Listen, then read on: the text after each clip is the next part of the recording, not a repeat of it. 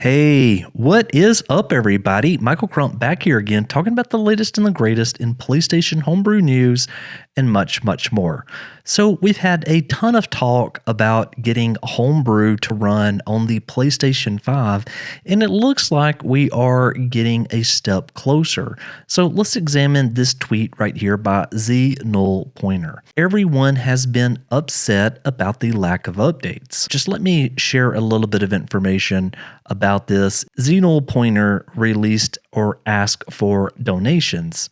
Now, this was a couple of months ago, back in January, from what I believe. And well, folks have been like, okay, well, you haven't said anything. So, have you just taken the money and ran with it? Obviously, we know Z Null Pointer hasn't done that. This is a top quality security researcher / hacker, and he wouldn't do anything like that. But that is really why I believe he started this tweet with, everyone has been upset about the lack of updates. Now he says, I get it, but there is no straightforward solution.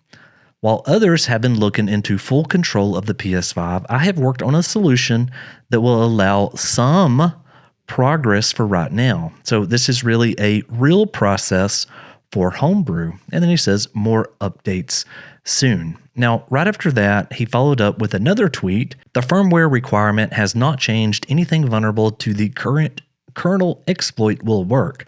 No matter how many times I answer, people keep asking about the PS4.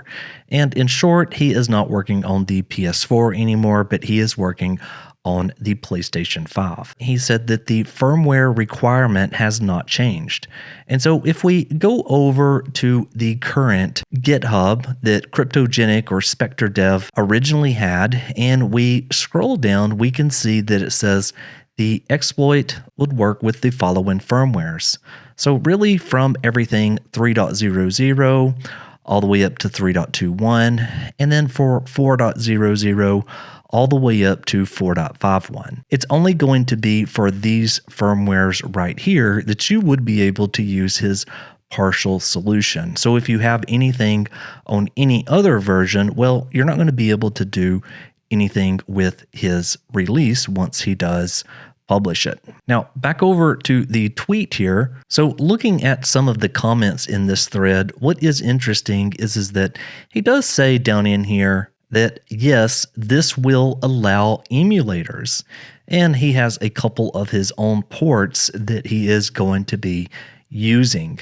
Now, being able to run an emulator on these firmwares is going to be a very big, substantial thing, at least in my opinion. Now, it does look like the version that he has been working with has been 4.03, but again, he says this should work with all of the other existing supported firmwares. Now, the reason that this tweet, I believe, is substantial and really going to bring a bit more life back to the PlayStation 5 scene is that if you didn't know, Z Null Pointer was one of the original people that gave us the 9.00 jailbreak that we have for the PlayStation 4. And I actually dug up this tweet right here that came from Spectre Dev back on December the 12th, 2021, where he said 9.00, and basically in this video he shows Homebrew running, and he says awesome work by Chindo Chap and Z Null Pointer.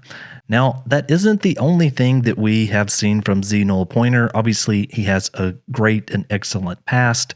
Also is contributed right here to the IPv6 kernel exploit, which is down here at the bottom, listed as one of the researchers on that project. So going back again to the original tweet here, and I just wanted to touch again on this very first line right here, was that I bookmarked back when he originally was asking for a donation because I believe there was something substantial in that, meaning the hardware that he was trying to get access to. Now, again, this is a tweet that has been deleted, but again, after doing a little bit of digging, I found that on walolo.net, hopefully I'm pronouncing that correctly, they had a copy of that same exact tweet, and it said, running a new fundraiser with a goal of 3,000 for 2 prototype kits available for developers to figure out the MPA53 hypervisor, and he said we can use any AMD 4700 devices. Now, again, this was on January the 3rd, 2023. And yeah, a ton of people were donating to this. And it says right here, roughly a third of the target so far. And I don't believe he ever reached this target. And I believe that was one of the reasons why that was deleted. But I can't find enough information to kind of back that up.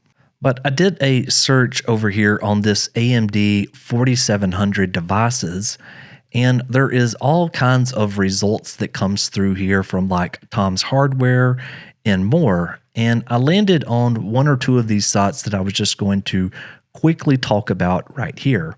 At the beginning of June, AMD presented the Ryzen 4700S desktop kit. And now, again, if you look back over here, this is what he was looking for. And it says, and after it wasn't initially clear what it was, we now know that the processors here are rejects from the production of the custom chip for the PlayStation 5 is created. We took a closer look at the special processor and a complete system provided for a test. With this 4700S desktop kit, Xenol would be able to perform some testing as if this was an actual PlayStation 5. So if he were able to break through the system on this desktop kit right here, well, then more than likely he could use that knowledge for the PlayStation 5. And I will provide an additional link here that has some more pictures where you can kind of take a look at these and kind of determine if you believe it is the same thing. Now, I wanted to do a quick kind of update on where we are right now. Obviously, we already have the WebKit or the userland exploit. Next up, we have the kernel exploit. But now in the PlayStation 5, we have the hypervisor to defeat. The hypervisor obviously has not been beaten, yet the other two already have. But without this one right here, we're still going to be a bit limited in what we can do. Now, again, going back over to Xenol's tweet right here, he said that I've worked on a solution that will allow some progress for now.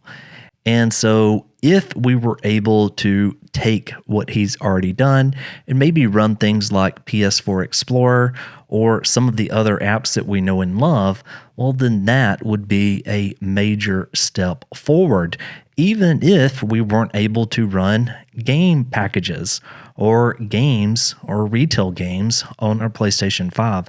Having some sort of progress is really what the scene needs right now, because we really only have Master Core for the PlayStation 5, and it's still pretty limited. Right now, it only supports up to 6.50. And I really think we've got a ways to go before we see anything for 7.x.